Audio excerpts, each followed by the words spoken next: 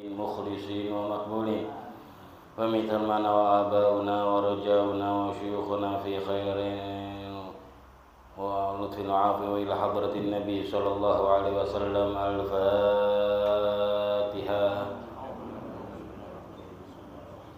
بسم الله الرحمن الرحيم. الحمد لله رب العالمين الرحمن الرحيم مالك يوم الدين إياك نعبد وإياك نستعين اهدنا الصراط المستقيم صراط الذين أنعمت عليهم غير المغضوب عليهم ولا الضالين آمين. بسم الله الرحمن الرحيم. نويت تعلم التعليم نفع الانتفاع فائدة استفادة دلال الخير دلال الهدى ابتغاء مرضات الله تعالى.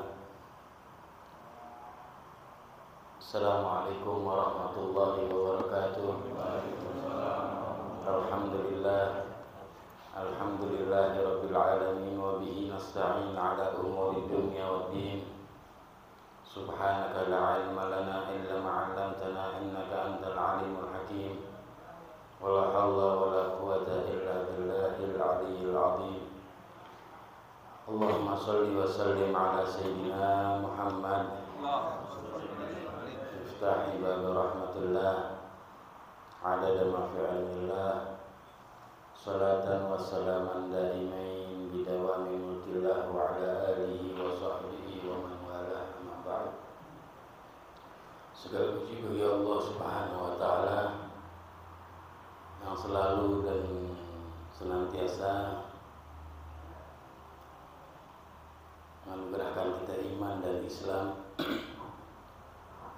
dan juga anugerah Allah Subhanahu wa taala, kenikmatan Allah Subhanahu wa taala di setiap pagi, di Ahad pagi kita selalu bertemu tatap muka. Semoga pertemuan ini selalu menjadi rahmat Allah Subhanahu wa taala, dan semoga pagi hari ini Allah turunkan rahmatnya, kasih sayangnya, dan semoga pertemuan kita selalu menjadi obat bagi diri kita atau keluarga kita yang sakit. Amin amin ya rabbal alamin.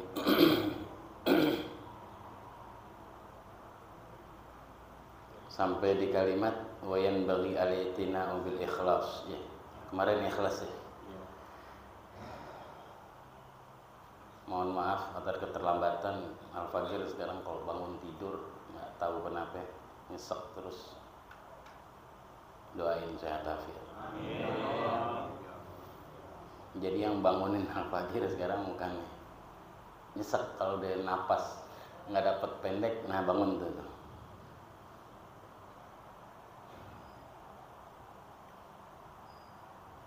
Wa yanbaghi al-i'tina'u bil ikhlas wa huwa al-'amalu lillahi ta'ala. Ya. Bismillahirrahmanirrahim. Alhamdulillah wassalatu wassalamu ala sayyidina Rasulillah Muhammad bin Abdullah wa ala alihi washabbihi wa wala. Masih di pembahasan kitab Risalatul Jami'ah sampai dikatakan wa yanbaghi al-i'tina'u bil ikhlas wa huwa al-'amalu lillahi wahdahu. Ikhlas mungkin kemarin sudah sedikit daripada lautan tentang ikhlas, ya, yang jelas ya, ikhlas itu iradatul taqarrub ilallahi ta'ala min ghairi qasdin akhar min hududin nafs. Ikhlas didefinisikan oleh ulama adalah keinginan, kehendak hamba untuk mendekatkan diri kepada Allah, ya, tanpa ada tujuan apapun atau yang lainnya daripada tujuan-tujuan duniawiyah, walaupun cuma sedikit atau banyak. Itu memang yang dimaksud dengan ikhlas. Ikhlas itu adalah kehendak hamba atau keinginan hamba untuk mendekatkan diri kepada Allah tanpa melihat atau bertujuan kepada yang lain, tanpa menoleh yang lain. Ikhlas. Ya, makanya kata Habib Ahmad bin Zain, sebaiknya engkau perhatian dengan ikhlas. Artinya apa? Berarti ibadah itu ada tingkatan. Orang dalam ibadah bukan sekedar ibadah aja, Ya, ibadah itu harus ketika kita ingin melakukan ibadah, apapun ibadah itu, harus ada persiapan. Harus ada persiapan. Mau sholat harus ada persiapan. Harus ada persiapan hati, niat yang benar, tujuan. Walaupun di rumah membaca Al-Quran, bukan berarti nanti kalau nggak ada niat, nggak ada persiapan berarti nggak usah ibadah. Ya enggak, salah. Ya, itu harus ada persiapan. Bukan berarti karena nggak ada persiapan nanti beralasan nggak mau ibadah. Bukan begitu caranya. Yang jelas kita harus ada persiapan. Pertama-tama harus niat. Harus niat. Yang kedua khusyuk nanti. Khusyuk udah belum kemarin? Udah kalau atau belum nanti. Khusyuk. Harus khusyuk. Benar. Misalnya lagi sholat, karena ini bab tentang setelah sholat. Ya. Khusyuk. Kita harus tahu tadabbur. Memperhatikan bacaan. Memperhatikan astagfirullah, bacaan panjang pendek di dalam Al-Fatihah, mana yang wajib, benar-benar perhatian ya. Kemudian ikhlas, niat yang baik, yang ikhlas walaupun di rumah, walaupun kita cuma punya ruangan sendiri ya. Jangan merasa gue udah paling cakepnya orang deh. Ya, paling cakepnya orang. Makanya Al-Imam Ghazali radhiyallahu ta'ala anhu di dalam Bidayatul Hidayah ya mengatakan tingkatan kita ketika bangun tidur ya, mindset kita ingin atau tujuan kita selalu ingin berzikir. Bangun tidur ingat Allah. Habis ingat Allah, kata Imam Ghazali, baca Al-Quran. Habis itu sholat. Baca wirid. Rutinitas habis sholat. Sampai waktu isyraq, sampai waktu duha. Udah sampai situ selesai? Enggak, kata Imam Ghazali. Setelah isyraq atau setelah sholat, yang keempat stepnya, tingkat lanjutannya adalah tafakkur akan kematian. Habis tafakkur akan kematian, tafakkur lagi. Kalau tadi itu amal semua nggak diterima sama Allah, bagaimana? Tiap pagi disuruh begitu latihannya dalam Bidayatul Hidayah. Tiap pagi disuruh begitu. Itu latihan hati itu, latihan diri. Udah wirid, udah zikir, udah sholat, udah baca Al-Quran. Habis itu bertafakur mati. Bukan disuruh jadi was-was, bukan. Was-was mati penyakit. Jangan, bertafakur. Tafakur aja. Habis itu ingat-ingat lagi, pikirin lagi kalau tadi itu amal yang lo pada lakuin kagak diterima Allah. Gimana tuh? Kita mau ngerjain yang atuk begitu aja tuh jadi wali min auliyaillah kali ya. Karena orang kadang kita nih udah wirid, udah sholat, udah apa ya kan, pakaian enak, itu di rumah udah paling hebatnya orang dah. Apalagi keluar rumah lo ngeliat orang nggak baca wiridul latif nih, udah kayak orang baca wiridul latif, udah kayak alim, udah hebat. Karena begitu, kita ini nggak merasa gitu nih hambanya Allah, nggak merasa. Padahal semuanya bisa datang ke sini Darul Mustafa karena Allah. Nah, gimana orang dulu kan kemarin kita udah jelasin juga kenapa orang dulu kok pada manjur. Orang dulu ikhlas. Jawa dari ujung ke ujung cuman karena 9 orang bisa Islam. Dari ujung ke ujung Pulau Jawa yang bikin Islam masuk ke Pulau Jawa Wali Songo. Berapa orang tuh Wali Songo? 9 orang Pulau Jawa bisa Islam. 9 orang nggak ada motor, nggak ada mobil, kendaraannya pakainya kuda, pakainya sampi kalau ada sampi dulu. Kalau kuda cakepan dikit, paling cakep kuda dulu, betul. Dari desa ke desa, dari kampung ke kampung. 9 orang Pulau Jawa Islam. Sekarang Habib Alwi Mustafa dari Halim kemarin naik PCX. Betul. Nggak manjur kenapa? Nggak ikhlas. Karena nggak mau ngomongin orang, ngapain ngomongin orang, ngomongin kita. Betul nggak? Nggak ikhlas, nggak ada ikhlasnya. Dulu Wali Songo ikhlas dia. Dari rawa ke rawa, dari sawah ke sawah ngelewatinnya. Ikhlas. Pulau Jawa tuh Muslim Islam ngalahin siapa? Ngalahin kerajaan-kerajaan yang udah ratusan tahun nyembah boon, nyembah hewan, nyembah bintang. Ratusan tahun tuh Sriwijaya sama Majapahit. Emang berapa tahun tuh musyriknya mereka tuh? Emang baru kemarin musyrik gitu Sriwijaya sama Majapahit. Ratusan tahun tuh kepercayaan ada di Pulau Jawa. Ratusan tahun kepercayaan ada di Pulau Jawa yang nggak ada yang nyembah Allah. Dari 9 orang, gara-gara 9 orang Pulau Jawa sampai pagi hari ini Muslim. Apa? Ikhlas. Itu ikhlas.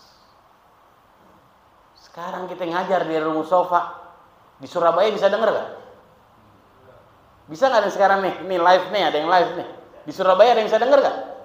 Bisa nggak? Di Probolinggo ada yang bisa denger gak? Di Tanggul ada yang bisa denger nggak? Ada yang ngajar sekarang nih? Bisa nggak? Orang dulu Wali Songo bisa? Nggak bisa itu. Harus datengin atu-atu tuh desa, tuh kota. Itu apaan tuh? Pelosok gunung, naik gunung, nggak tahu di balik bukit apa, nggak kudu didatengin. Yang di situ ngaji segitu doang. Kalau ini sekarang enggak. Aneh talim nih dari Mustafa jam 6:10 live, misalnya ada live. Yang di Surabaya bisa lihat? Bisa. Nggak perlu ke Darul Mustafa, nggak perlu ke Rancu. Ini mana namanya? Rancu. Nggak perlu ke Tanjung Barat. Apalagi namanya? Nggak perlu ke Muara. Itu karena makanya ada satu kisah dahulu ya. Ada orang ahli ibadah. Ada orang ahli ibadah. Orang ahli ibadah pemberani. Anak muda udah punya tempat diceritakannya, udah masya Allah deh. Udah punya murid. Bukan anak muda. Gimana ya? Maksudnya pemuda gitu. Dahulu dibilang 40-an tuh masih dibilang pemuda. Ya, diceritakan ada orang alim pemberani. Ada info mendapatkan di desa seberang atau di desa sebelah sono ada satu kampung nyembah pohon. Ini dia ini merasa wah nggak bisa. Berani, nyalinya gede. Yang benar dia, guru di sono, kampung sono. Ada orang satu desa, satu kampung nyembah tuh pohon. Nggak ada yang menyembah Allah. Akhirnya dia beraniin diri dibawa kampak. Bawa kampak jualan. Mau ngapain? Mau nebang tuh pohon. Sampai tengah jalan ceritakan ketemu iblis menyerupai orang tua, kakek-kakek. Iblis begitu tengah-tengah ketemu, ditanya, wahai anak muda, kau hendak kemana? Kakek, minggir lu, gue mau kampung anu. Hendak ngapain anak muda? Anak orang tua. Iblis nyerupain kakek kan? Di sono lagi pada ada orang nggak beriman satu kampung kepada Allah, dan mereka nyembah kepada pohon. Aku ingin tebang itu pohon. Kata ini kakek, ngapain? Bukan urusanmu. Udah pulang. Ini kan satu kampung, bukan kampung kamu. Di lobi nih, iblis ngelob. Udah kek, nggak bisa. Katanya kek, ngapain? Kamu kan punya istri. Iya, saya punya anak, mau ngapain kalau sampai sono dikerubutin satu kampung? Udah minggir, bukan urusan lo. Ini pohon harus gue tebang. Ada satu kampung nggak beriman kepada Allah, nyembahnya pohon. Di lobi lagi yang ini kakek, yang ini iblis nyerupain kakek. Nggak boleh, dihadang. Akhirnya pakai fisik, maksudnya pakai fisik, pakai gertakan gitu. Sama nih kakek kan, nggak boleh. Nah ini anak muda, namanya anak muda, disenggol dikit, oh kurang ajar loh. Dibanting nih kakek, diinjok paling. Berhenti nggak? Tambah hancur, patah-patah kaki badan lo semua. Jawara nih anak muda, Ustadz jawara lagi. Ustadz jawara. Akhirnya masih ngelobi nih iblis. Udah gini. Mau ngapain lagi katanya? Enggak, ngapain kau buang waktu? Kau punya pondok? Punya. Terus ngapain buang-buang waktu? Ini ada satu kampung gak beriman. Terus diambil, ditarik busananya, disepak lagi tuh sama anak muda. Ini ustadz nih, orang alim nih. Jatuh lagi nih kakek-kakek. 2 kali. Ampun. Ya udah. Masih bangun lagi nih kakek. Iblis nyerupain kakek kan? Udah gini dah. Daripada engkau repot-repot. Kau punya pondok? Punya majelis? Punya murid? Punya. Ini saya ada 1000 dinar. Ngapain lo ke kampung sono? Gua kasih 1000 dinar apa 10 dinar gitu, dalam sekisah. Mendingan lo bawa pulang. Ini 100 dinar atau 10 dinar, 100, pokoknya dikasih duit. Ini bawa pulang. Dan saya akan setiap pagi wujudin nih 100 dinar ada di rumahmu, dikasih. Emang kau siapa wahai kakek? Udah tenang aja, saya janji. Buat majelis, buat pondok, buat murid-murid, buat anak bini. Di lobi terus, iblis jago ngelobi.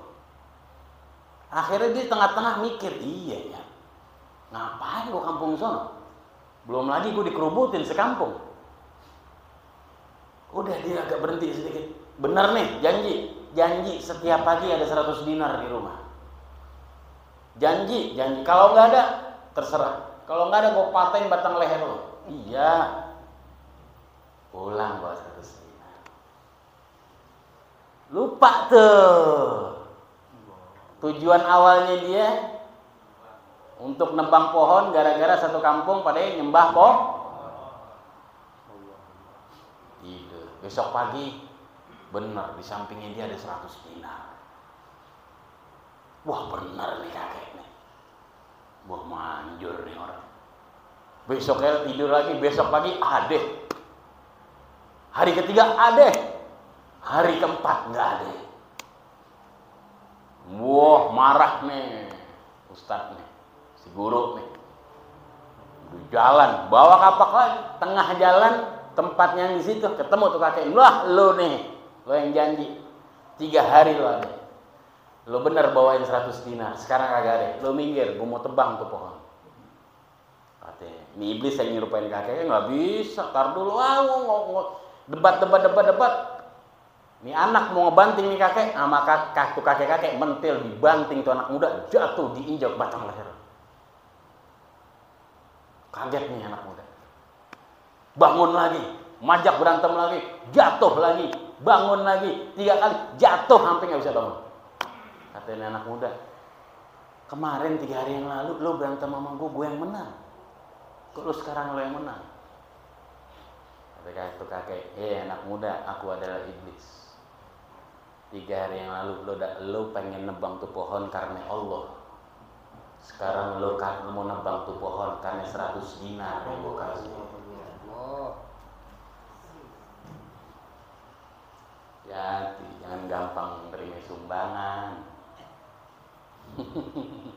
Kalau nggak ada ikhlas, habaan manthura. Lu waktu kemarin karena Allah, gue jatuh. Sekarang lu karena 100 dinar, lu jatuh sama gue.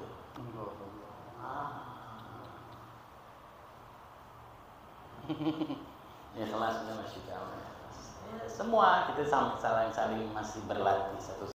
Kita sama-sama dalam belajar. Semua di dunia ini masih dalam tahap belajar. Wayan bagi al-hudur, dan sebaiknya kata Habib Ahmad bin Zain al-Hafsyi al-hudur, selalu hadir dalam ibadah. Hudur ini apa sih? Lagi ibadah, kita lagi ibadah. Jangan lagi ibadah mikirin belanja bulanan bini. Jangan, ngapain? Allahu Akbar. Besok entar belanja bulanan berapa duit ya? Belinya di mana ya? TikTok apa di Alfamidi yang Express aja kan? Kadang tuh emang kadang gini kalau minta lupa, bukan lupa, kagak gitu, lagi pengen sholat dia minta. Hampir curcol, kagak. Karena hal-hal sepele itu kita lagi ibadah keganggu tuh, hal sepele. Padahal tiap bulan kita ngelakuin, tiap hari kita ngelakuin, cuman bikin hal sepele jadi makanya wayan bagi al-hudur. Apa itu hudur? An ya'lama ma yaqulu wa yaf'alu, kata Habib Ahmad itu. Faham apa yang kita ucapin, apa yang kita lakuin lagi ibadah, mau baca Al-Qur'an, mau sholat, lagi wirid, lagi apa, ibadahnya kita Jangan lagi takbiratul ihram terus buyar semuanya. Yang diingat yang lupa jadi ingat, yang lupa jadi ingat. Emang salah satu misinya syaitan. Misinya syaitan tuh setiap hamba-nya Allah kalau lagi sholat diingetin tuh yang lupa-lupa. Itu misinya syaitan. Makanya sebagian ulama kadang pernah ada kalau dikatakan kalau ada barang hilang, sholatnya 2 rakaat. Kalau ada barang hilang, sholatnya 2 rakaat. Teringat tuh, oh iya di sana tuh. Tuh, kenapa? Dibantu sama setan, dibantu sama iblis. Iya. Suruh sholat 2 rakaat.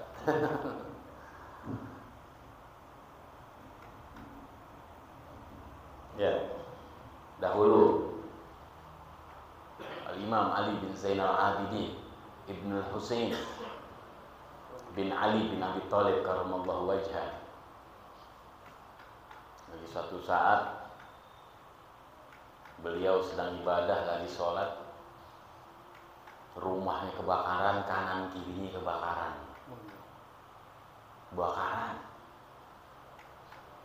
Orang kampung pada keluar, tetangga pada keluar. Ini orang kampung keluar tahu nih Imam Ali Zainal Abidin Ibn Husain lagi di dalam. Mereka teriak, ya abna Rasulullah, ya abna Rasulillah, ya sibti Rasulillah. Hai cucu Rasulullah keluar, ya cucu Rasulullah keluar. Terus diteriakin sekarang. Ame tetangga-tetangga ini kebakaran, api gede. Imam Ali Zainal Abidin dalam keadaan sujud. Sampai mereka berusaha mengadami api itu, tetangga-tetangga. Dipadam, api padam. Masuk ke dalam tetangga-tetangga melihat Imam Ali Zainal Abidin masih tetap dalam keadaan sujud. Ditungguin sampai kelar sholat. Bingung Imam Ali. Ada apa nih? Ya abna Rasulullah, wahai cucu Rasulullah, kau nggak tahu dari tadi kebakaran? Aku lagi sujud, aku teringat dengan ayat-ayat Allah yang lagi menceritakan tentang api nerakanya Allah, sehingga aku lupa. Udah keinget sama api nerakanya Allah, sama api dunia gue udah nggak ingat lagi. Kalau kita kecoa terbang lagi kabur, lagi sholat, ya api. Kecoa terbang, tar dulu. Sapu lidi. Ya. Kecoa terbang. Ya. Nggak usah. Ya. Kadang kecoa terbang, orang menyali kayak gimana ya kalah bagi kecoa terbang. Padahal tuh kecoa nggak ngapa-ngapain, terbang doangan. Ya Allah, Allah Karim. Jauh kita jauh banyak ya. Orang-orang solihin mereka kalau udah takbiratul ihram, udah khusyuk, hudur, udah nggak lupa udah. Nggak ingat apa-apa udah ingetnya sama Allah Subhanahu wa Ta'ala yang banyak yang sering kita dengar ya. Sayyidina Abu Bakar sakron, bagaimana dia operasinya, dia punya penyakit dalam tubuh. Sholat, dia minta nggak usah ngapa-ngapain, nggak usah pakai bius, tunggu aku sholat aja.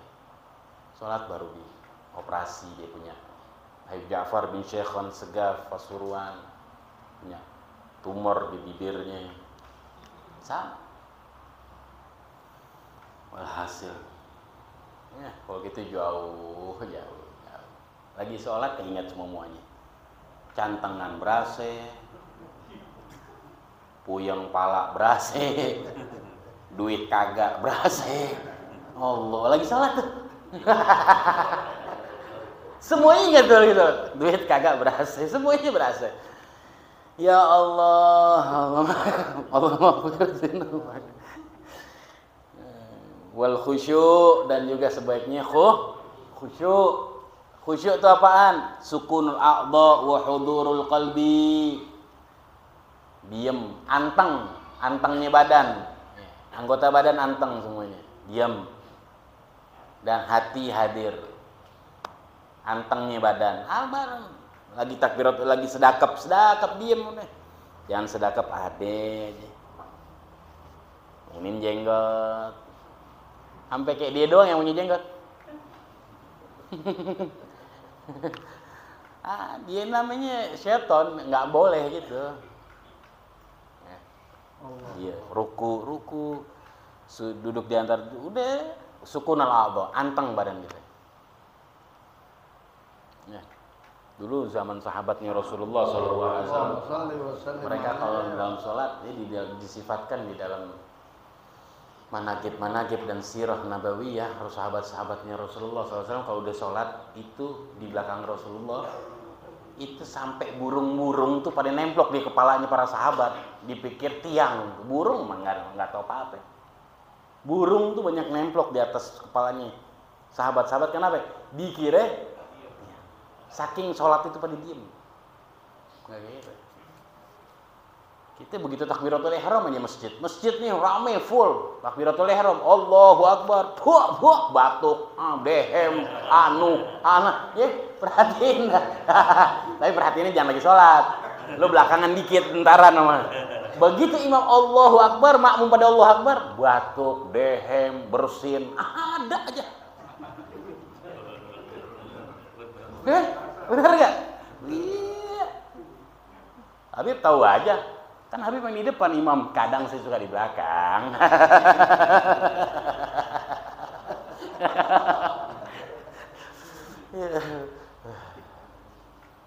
Sahabat Rasulullah kalau udah sholat, ya, burung-burung mengira itu tiang pada nemplok di pundaknya, di kepalanya. Khusyuknya benar-benar.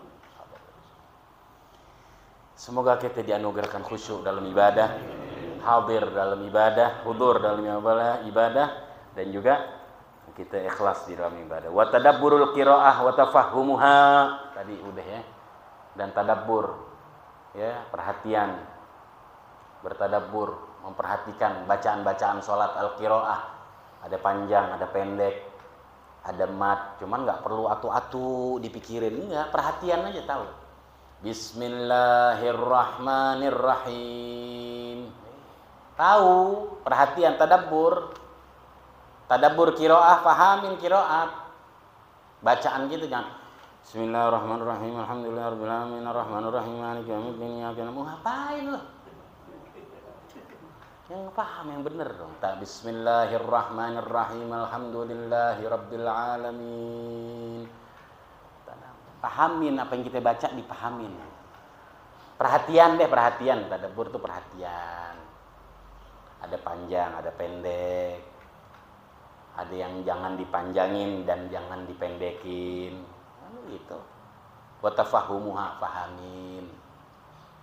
Jadi tapi nggak perlu adil gitu. Bismillahirrahmanirrahim dengan nama Allah yang Maha. Nggak usah begitu. Itu di luar sholat. Maksudnya pahamin apa yang kita baca, apa yang kita ucapin tuh tahu, paham. Jangan ngeblank kemana-mana. Fa inna ma yataqabbalallahu minas sholati biqadril hudur. Sesungguhnya Allah menerima daripada sholat kita dengan kadar hadirnya kita ya. Di dalam sholat hadir nggak kita ya? Ngah nggak kita di dalam sholat? Faham nggak? Perhatian nggak? Tahu nggak yang mana syarat, yang mana yang batalin, yang mana yang rukun, yang mana dalam qiraah begitu juga, mana yang faha yang wajib. Ya, wa yahrumur riya wallahu a'lam bissawab.